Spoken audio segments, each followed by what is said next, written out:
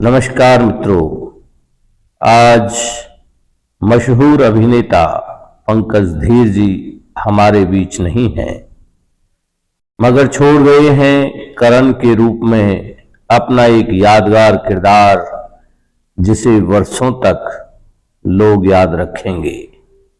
मुझे याद आता है B.R. चोपड़ा जी का वह महाभारत नाटक जिसे हम बचपन में टेलीविजन के ऊपर देखा करते थे, जिसमें एक से एक दिग्गज कलाकारों ने अपनी भूमिका अदा की थी। पंकज धीर एक बहुत ही मशहूर और बहुत अच्छे कलाकार रहे हैं। उनका जन्म 9 नवंबर 1956 को हुआ और 15 अक्टूबर 2025 को वे इस संसार को छोड़कर चले गए।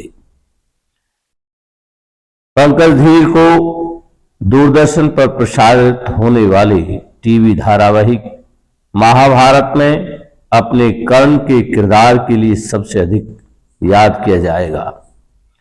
उन्होंने अनेकों फिल्मों और धारावाहिकों में भी काम किया और उनके की गई अदाकारी को लोगों ने सराहा।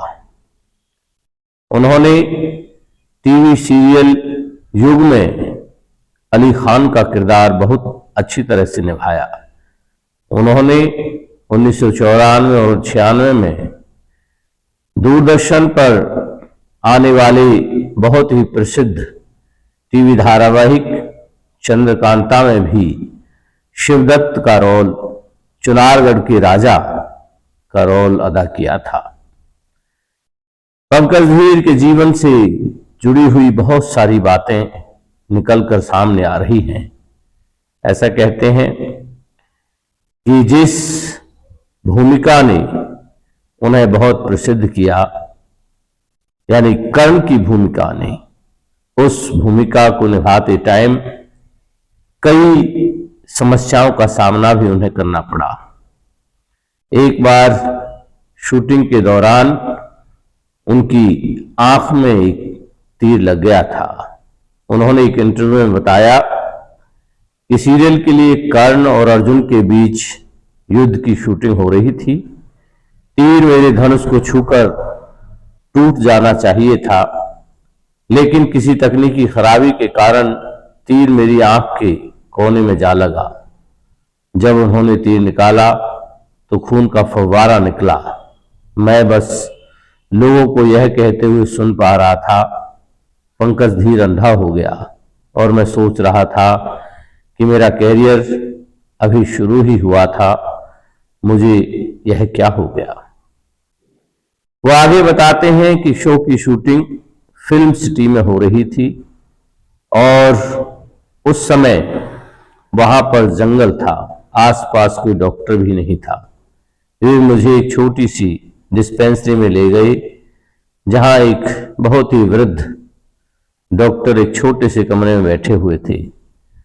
उन्होंने मुझे इंजेक्शन दिए, टांके लगाए और मेरी आंख पर पट्टी बांधी, लेकिन पंकज धीर को आराम करने का मौका नहीं मिला। कुछ ही समय बाद B.R. चोपड़ा जी के बेटे रवि चोपड़ा का सेट पर फोन आया। उन्होंने शूटिंग जारी रखने का आदेश दिया, क्योंकि अगर ऐसा नहीं होता तो आगे का एपिसोड टेलीकास्ट नहीं हो पाता।